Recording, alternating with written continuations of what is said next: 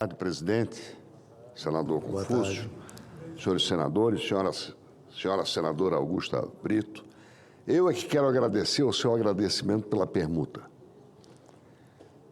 Presidente, eu não posso iniciar as minhas palavras hoje sem tornar público o meu agradecimento à Câmara de Vereadores da maior cidade do meu estado, Joinville, que ontem, sob a presidência do vereador Diego Machado, me conferiu a condição de cidadão honorário daquela cidade, que é um orgulho para todos nós brasileiros. E começo com um agradecimento e reiterando aqui o meu compromisso de lutar por Joinville, por Santa Catarina e pelo nosso país, na medida das minhas forças e possibilidades. Mas eu assumo a tribuna hoje para fazer um registro com muita responsabilidade. A maioria dos senadores e senadoras, a maioria assinou o pedido de impeachment do ministro Alexandre de Moraes.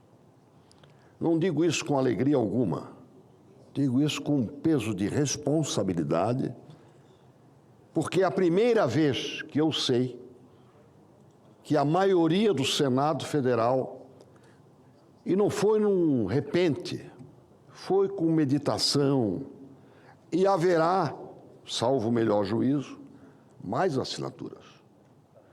Porque as evidências estão não só sendo ampliadas em número, mas estão sendo ampliadas na concretude dos fatos que se conhecem.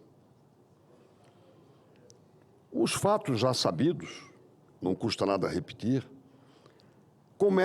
os fatos começam com a existência de um inquérito, o inquérito do fim do mundo, desde março de 2019.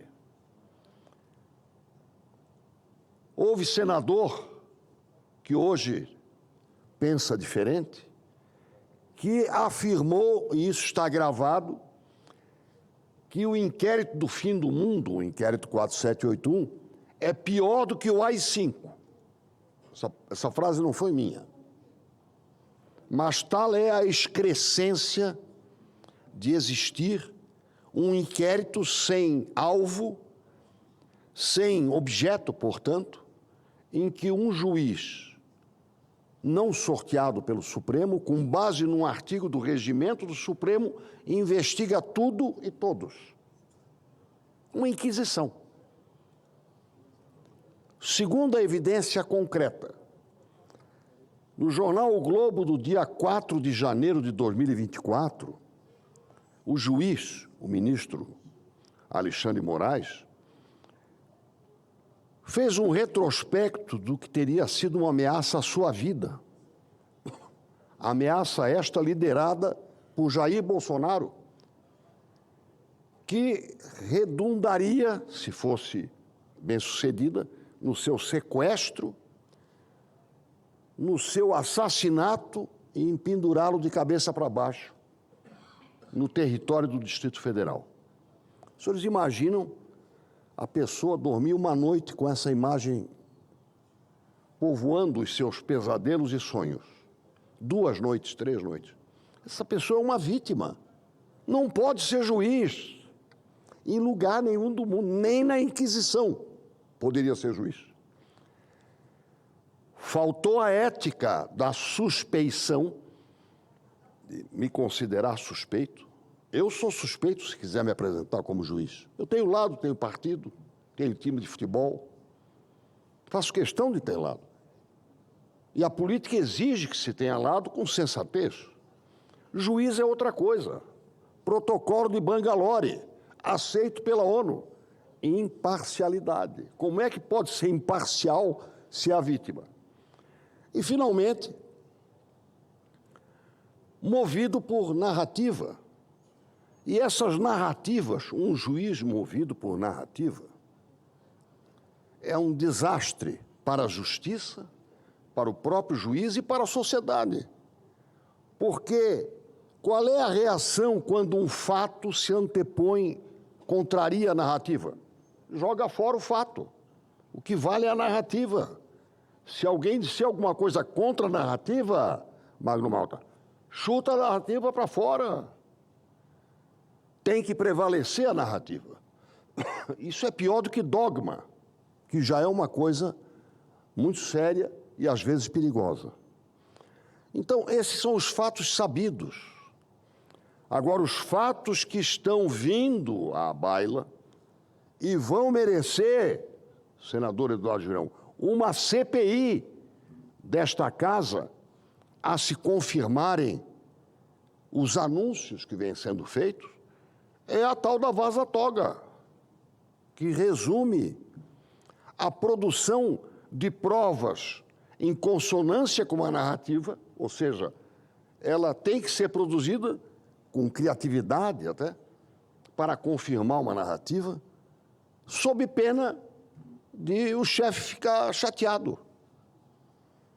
E as evidências de que se produziram certidões de positividade, como se fosse o laudo médico, certidão positiva, certidão negativa, não do fato 8 de janeiro, mas da vida pregressa de quem foi detido no dia 8 ou no dia 9 de janeiro.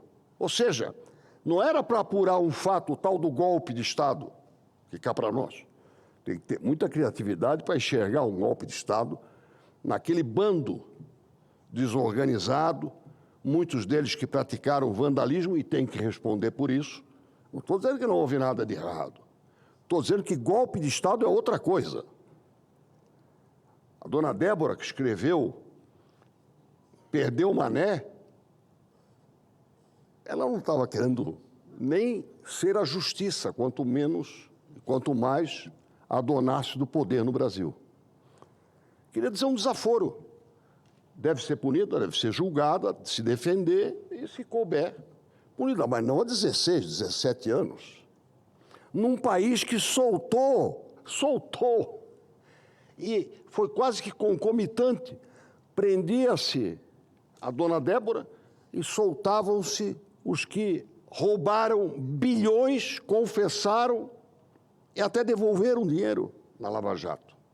Portanto, esse país caminha para o rumo errado se nós não tomarmos alguma providência sensata e colocar um freio de arrumação, se Deus quiser, com equilíbrio. E quero concluir dizendo o seguinte, e vou dizer pessoalmente, no plenário, não acredito que o presidente Davi Alcolumbre tenha dito que nem com 80 assinaturas ele abre o processo. Não acredito. Porque esbofetear a maioria, isso sim é golpe. Quando uma maioria consciente se solidifica, quem não a respeita não é democrata. Portanto, é golpista.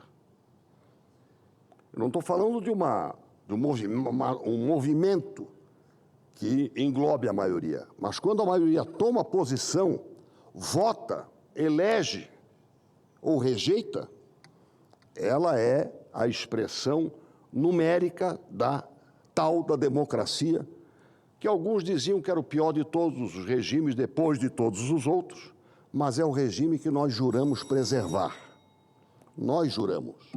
E por isso eu não acredito que o presidente Davi Alcolumbre, que já foi eleito com poucos votos, mais do que 41, não é, senador Eduardo Girão? Sabe que maioria apertada também vale.